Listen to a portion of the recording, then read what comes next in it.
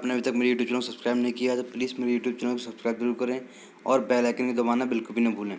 तो आज हम बात करने वाले हैं ecophysiology adaptation to fresh water environments. Synopsis की हम यहाँ पे बात करें तो introduction, definition, importance of fresh water, physiological adaptation, reference. यहाँ पे हम इंट्रोडक्शन की बात करें तो स्वच्छ जलीय वातावरण में कशेरुक और कशेरुक दोनों प्रकार के जंतु पाए जाते हैं। ये जंतु बाह्य माध्यम की अपेक्षा अधिक हाइपेट्रोनिक होते हैं। इन प्राणियों में शरीर के द्रव की सांद्रता बाहरी माध्यम की सांद्रता से अधिक होती है। पृथ्वी पर पाए जाने वाला जल का 3% भाग स्वच्छ जलीय होता है। अधिकांश भूमि जल के रूप में पाया जाता है। पृथ्वी पर जल का 0.1% भाग स्वच्छ जल के रूप में दिखाई देता है। डेफिनेशन की बात करें हम तो डेफिनेशन की बात करें तो शारीरिक क्रियान्वयन की प्रक्रिया जिसमें आंतरिक शरीर के कार्यों को नियंत्रित किया जाता है और आंतरिक परिवेश में होमेस्टेसिस बनाए रखने के लिए समायोजित किया जाता है और प्राणी इस वातावरण में विभिन्न प्रकार के प्राणी रहते हैं जिनमें विभिन्न प्रकार के अनुकूलन पाए जाते हैं जो उस माध्यम के रह सके और अपनी विभिन्न परिस्थितियों को सह सके तथा उस स्थान पर रह सके। तीसरा है इम्पोर्टेंस ऑफ फ्रेश वाटर। तो स्वच्छ जलीय आवास का जीव विज्ञान की दृष्टि में अधिक महत्व है।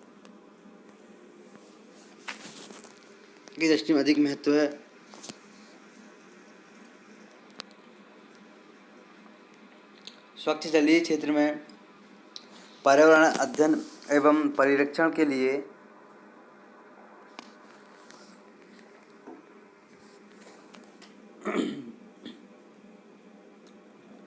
स्वच्छ जलीय क्षेत्र पर्यावरण अध्ययन एवं परिरक्षण के लिए केंद्रीय सिद्धांत होते हैं क्योंकि मानव जाति स्वच्छ जलीय क्षेत्रों पर बहुत अधिक प्रभाव डालती है। स्वच्छ जलीय वातावरण के चारों ओर खनिज चक्रण एवं पोषण के लिए एक महत्वपूर्ण संचालनीय बल होता है।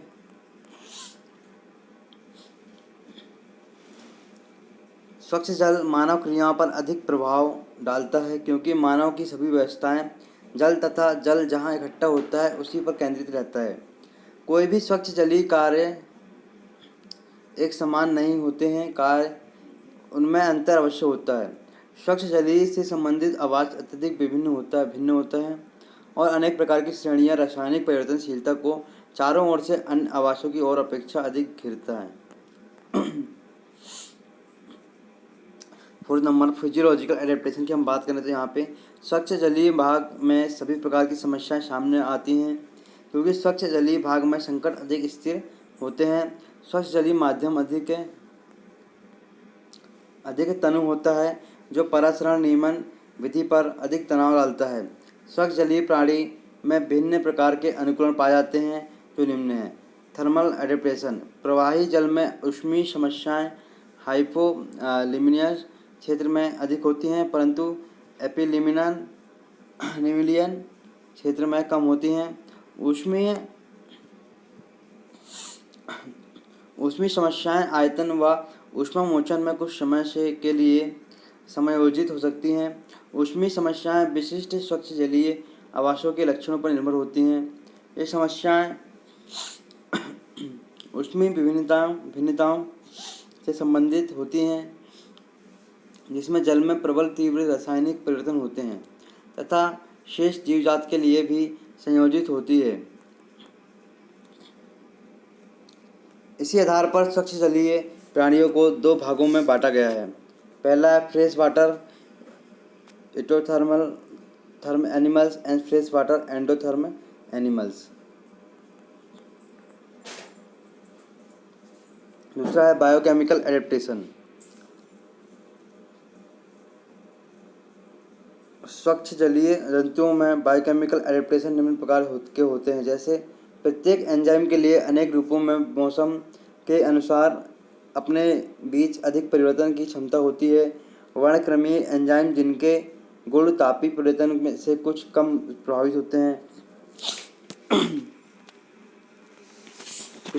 होते हैं अनेक स्वच्छ जलीय प्राणियों में विभिन्न मौसम में विभिन्न एंजाइम के रूप स्पष्ट होते हैं या दिखाई देते हैं।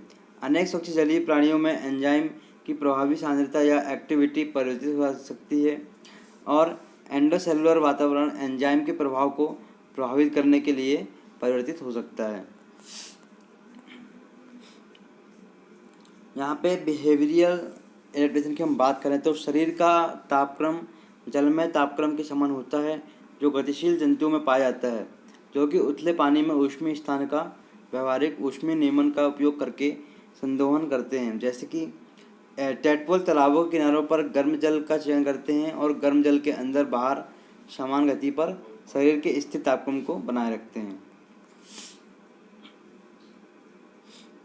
दूसरे नंबर का कुछ फ्रेश जो वाटर फिशेज और फ्रॉग होते हैं कि टैडपोल जो उथले जलीय किनारों पर सूर्य की किरणों पर बैठकर धूप सेकते हैं जिससे अपने शरीर के तापमान को बनाए रखते हैं।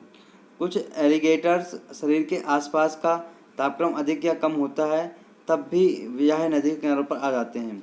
स्वच्छ जलीय प्राणियों में अधिक गर्माहट अधिक ऊष्मीय दशा को दूर करने के लिए कुछ ऊष्मीय नियमन होता है।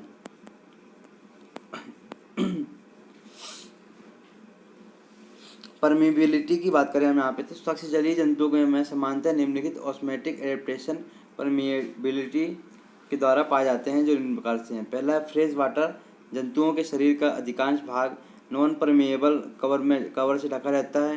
रेस्पायरेशन एवं डाइजेशन के लिए इन स्वच्छ जलीय जंतु में सेमी परमिएबल मेम्ब्रेन्स पाई जाती है।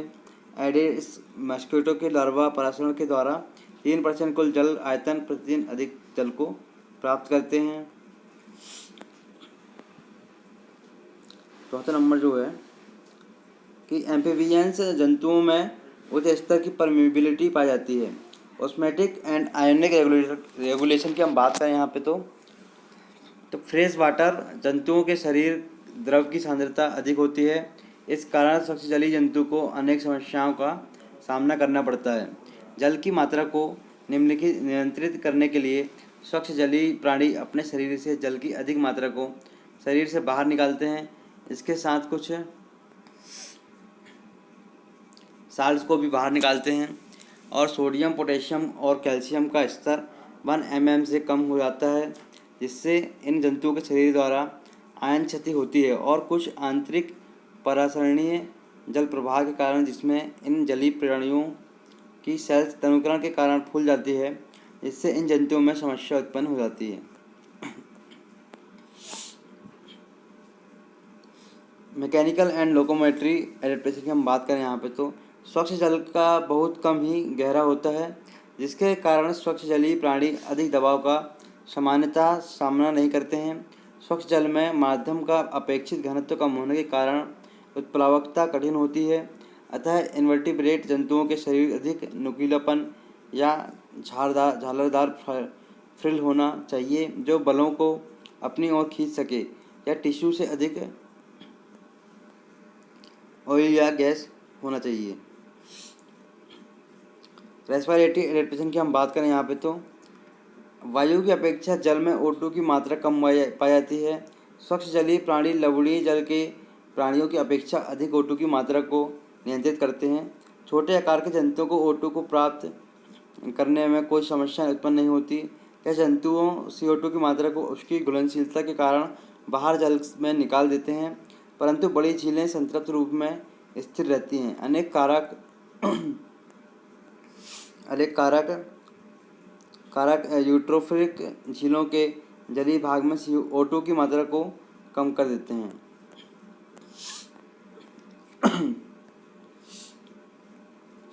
सेंसर एडेप्टेशन तो स्थिर जलीय माध्यम अपनी अधिक गहराई तक अधिक प्रकाशमय होता है। केवल गहरी झीलें प्रकाशीय क्षेत्र से अधिक भाग तक फैली होती हैं जबकि दोनों नदियों एवं यूट्रोफिक झीलों में प्रकाश का गर्मी के दिनों में वनस्पति के कारण अवक्षय होता है। इस कारण प्रकाशीय वातावरण भिन्न भिन्न होता है, अतः जंतुओं को खरपतवार से भरे तालाबों या नदियों में धीमे प्रकाश में देखना पड़ता है। स्वच्छ जलीय बग्स, बेटल एवं फिशेस में नेत्रों के गुण थलीय जातियों के समान होते हैं। आय में बड़ी प्यूपिल पाए जाते हैं। विशेष रूप से जो है रोडोप्सिन हरी तरंगों के लिए संवेदी होता है, जो प्लावी या छायादार वनस्पति में से प्रकाश फिल्टर करता है।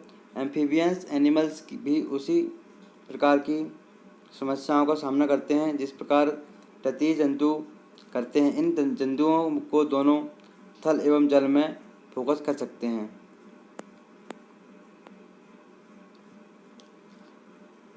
Ventilation and circulation adaptation.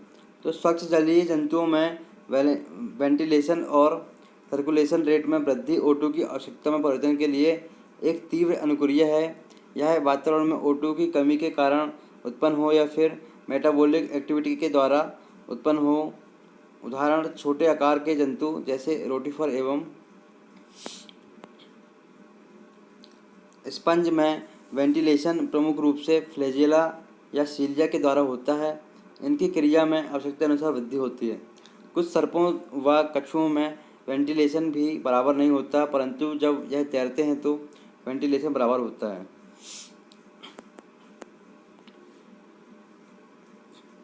Reproductive and life cycle adaptation ये निम्न हैं।